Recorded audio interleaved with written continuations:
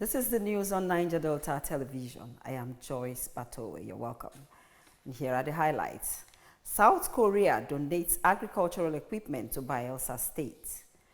Local government councils to receive their monthly allocation directly from FARC. Plus, Israeli Security Cabinet meet to discuss Gaza ceasefire and hostage release deal.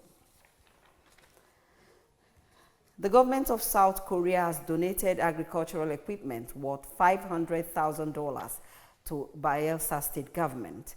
The donation is to help grow the agricultural sector, which is one of the key components of the prosperity government. Government House correspondent George Ameli was at the presentation ceremony and now completes the reports.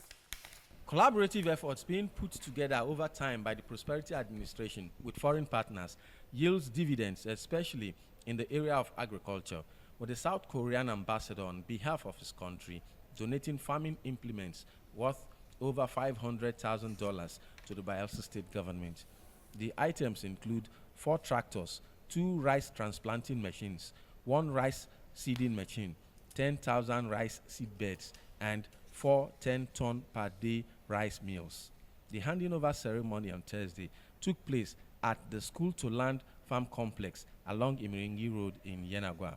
Commissioner for Agriculture braces Bayelsans for a revolution in agriculture. The handover of very special agricultural equipment donated by the South Korean government to Bayelsa State with a view to help add value to what we are doing in agricultural development and food security in the state. This remarkable gesture underscores the very strong bond of friendship and collaboration between specifically South Korea and Bayelsa State. It also underscores the commitment of South Korea to nurturing African human capital development, fostering self-reliance, and also unlocking numerous boundless potentials of our people. With Bayelsa's arable land, the relationship between Bayelsa State and the South Korean government is a necessity. When I came to Bayelsa State at this time, I found that it's very suitable for rice farming because of its rich farmland, good weather, and abundant water. So I wish Bayelsa State will be able to become leader in rice farming in Nigeria through agricultural cooperation with Korea. For Governor Doye Diri, this donation is just the starting point of the state's exploration of Bayelsa's fertile agricultural landscape. This event symbolizes the first harvest of our cooperative efforts and showcases the power of friendship and collaboration between our two governments. The Korean government's support for our agricultural sector is a substantial boost to our endeavors to enhance food security and stimulate economic growth in Bayelsa State.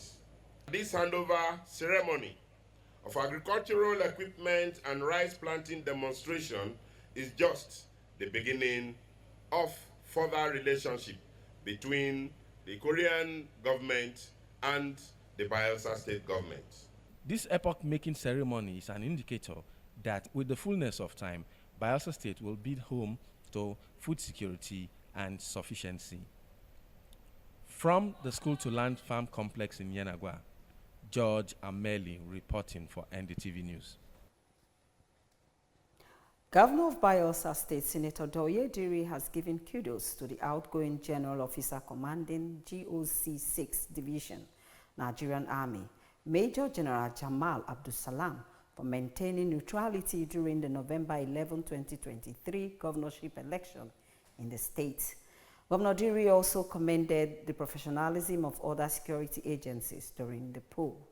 He gave the commendation on Thursday when General Abdulsalam paid him a courtesy visit in Government House, Yenagwa. The governor said the role played by security operatives, particularly the Nigerian Army, contributed largely to the peaceful and credible governorship poll in the state. Diri expressed the appreciation of the state government to the outgoing GOC and his team for working closely with other sister security agencies to maintain law and order in the state, noting that his leadership was exemplary. In his remarks, Major General Abdul Salam said he had been posted to the Nigerian Army headquarters, having accomplished his task at the division. He expressed gratitude to the state government for its support to the command, which he said enhanced their operations, particularly in the building of accommodation blocks in the barracks and other logistics supports. Highlighting some of the division's achievements, he said upon assuming office in April 2023, the country's crude oil production was 998,000 barrels per day, but at the end of last year, it increased to 1,800,000 barrels per day. He also stated that they were able to dismantle illegal crude oil refineries within its area of operation and significantly reduce criminal activities in the South-South, making it one of the safest geopolitical zones in the country. The presidency has announced that starting from the end of January this year, local government areas across Nigeria will begin to receive their allocations directly from the Federal Allocation Account Committee, FAC, marking a significant step towards local government autonomy. The special advisor to the president on media and public communications, Sunday Dare, made this disclosure during an interview with newsmen in Abuja. He reiterated President Bola Tinubu's commitment to implementing the Supreme Court's landmark July 2024 judgment, which declared states' control over local government fund unconstitutional. In a unanimous decision delivered by Justice Emmanuel Agbim, the Apex Court ruled that allocations to local governments should either be paid directly or through states. Given the ineffectiveness of the latter, the court mandated direct payments to local councils. The judgment followed a suit filed by the Attorney General of the Federation, Lateef Fagbemi, Senior Advocate of Nigeria, SAN, advocating financial autonomy of Nigerians' 774 local government areas. Despite the ruling, implementation had been delayed to ensure proper mechanisms were in place to facilitate it. Dare confirmed that these arrangements are now complete, paving the way for local governments to begin receiving funds directly by the end of January. He stressed that while the federal government often faces criticisms, attention must also shift to show how states and local governments utilize their resources. The senator representing Bayelsa East, Senator Benson Agadaga, has called on the Minister of Power, Adebayo Adelabu, and his team to intensify efforts in securing power facilities in Bayelsa State to curb incessant power failure. The senator stated this during the Minister of Power's budget defense with the Senate Committee on Power at the National Assembly in Abuja. Assembly correspondent Inebraton Priye tells us more. Worried by the continuous darkness experienced by Bayelsans occasioned by damage to power facilities, the senator raised an objection to the Minister of Power on his efforts to restore light in Bayelsa. Senator Agadaga noted that only last year 30 billion naira was budgeted for rural electrification across the country, but expressed shock that Bayelsa State did not benefit much despite their contribution to the national economy. Benson Sunday Agadaga is my name. I represent Bayelsa East Senatorial District in Bayelsa State. Honorable Minister, Bayelsa State has been in darkness for several months. The state governor has, on his own, spent enormous sums of money to restore light. Even if light is fully restored, the rate of vandalism in the state, most especially from that outer axis in River State, has been a problem to us, a very big challenge because it comes up from time to time. What arrangement is our ministry doing to compensate the state for those lump sums of money they use restoring light to the state? That apart, you mentioned you wanted 100 billion naira for rural electrification, but we are giving just 30 billion thereabout. The one we passed for this budget last year, 2024, I, as a senator, have not experienced anything, I've not seen anything, I've not benefited anything from it. The power minister, who used the forum to present his blueprint for 2025, was backlashed by other senators across the country. The Bayelsa East senator called on the power minister to compensate the Bayelsa state government for their intervention and work out modalities to forestall future occurrences. Some of our communities actually in rural areas where the national grid couldn't be extended to. And for places like that, don't you think that alternative source of energy like this type, the mini grids, are better off for us? And if you are to do that, don't you think that we have to start from those of us who can testify for the efficiency of your job and approve your budget? I don't have any power in my community, in Bayelsa State. For the 2024 budget, nothing is seen. So what arrangement do you have for areas like that so that they can also have a taste of the national cake? Thank you very much. I am Nebaraton Pri, reporting for NDTV News. The Minister of State for Petroleum Resources Oil, Enike Lopobri, has clarified that fluctuation in the pump price of petrol will now be determined by crude oil prices in the international markets, following the full deregulation of the downstream sector. The minister made the statement during the inaugural meeting of the Petroleum Industry Stakeholders Forum, PISF, in Abuja. The minister emphasized that the federal government is no longer involved in setting petrol prices, as the regulation has placed the determination of prices entirely in the hands of market forces. Lopobri's comment came amid concerns over a recent hike in petrol depot price from 909 naira to 970 naira per litre, raising fears that filling stations may soon exceed 1,000 naira per litre.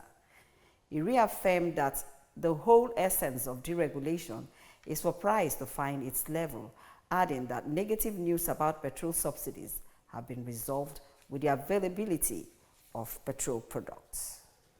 You're watching Niger Delta Television News, reaching you live from our studios, Media Complex AKK.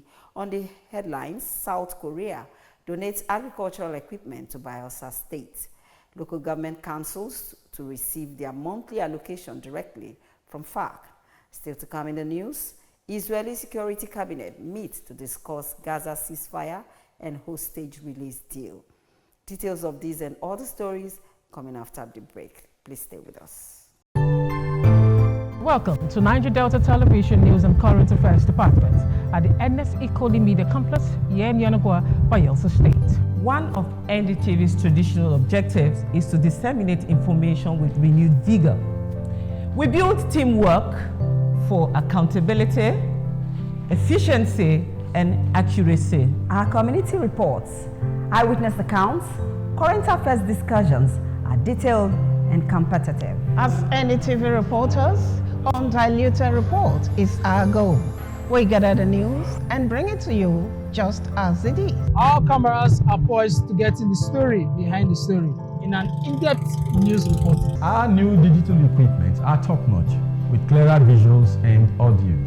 NDTV is repositioned to serve you better. Join us on the news every day at 7 a.m., 12 p.m., and our major bulletin at 7:30 p.m. on Channel 25 UHF. NDTV, crystallizing the vision.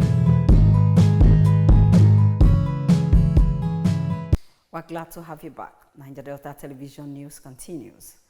The 36 state governors have declared their support for President Bola Tinubu's tax reform request currently before the National Assembly. This decision came on Thursday, 16 January, after a meeting between the Nigerian Governors Forum, NGF, and the Presidential Tax Reform Committee. The governors expressed strong support for overhauling Nigeria's outdated tax laws, emphasizing the need to modernize the tax system for better fiscal stability and alignment with global standards. They proposed a new VAT sharing formula, which is 50% based on equality, 30% based on derivation, and 20% based on population. The governors have agreed to not increase the VAT rate for or reduce corporate income tax, CIT, to maintain economic stability. They also advocated keeping essential goods and agricultural products exempt from VAT to protect citizens' welfare and boost agricultural productivity. The NGF also recommended that there should be no terminal clause for the Tertiary Education Trust Fund, TED Fund, the National Agency for Science and Engineering Infrastructure, NASENI, and the National Information Technology Development Agency, NITDA, in the allocations of development levies in the proposed bills. Regardless of the heated debates surrounding the tax reform bills, the governors have expressed their backing for the ongoing legislative process in the National Assembly, which they believe will ultimately lead to the passage of the tax reform bills.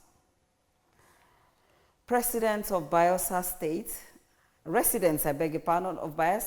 have been advised to take life easy to avoid emotional distress. The Vice Principal Administration of Isaac Jasper Borough College of Education Demonstration Secondary School, Mrs. Levi Tamuno, and some concerned Bayelsans gave this advice while fielding questions from NDTV News.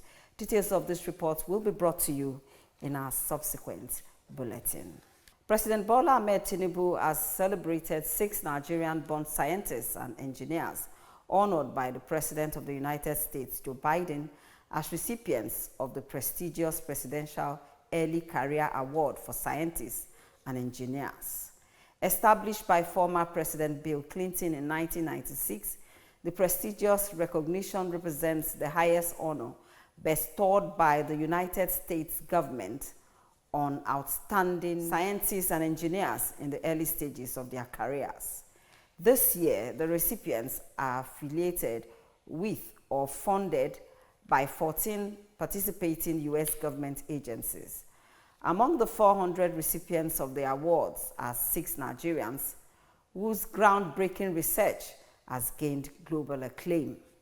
They include Aziz Boutali, an endowed professor of diagnostic sciences at the University of Iowa's College of Dentistry, and Ijoma Opara, associate professor of public health at Yale School of Public Health.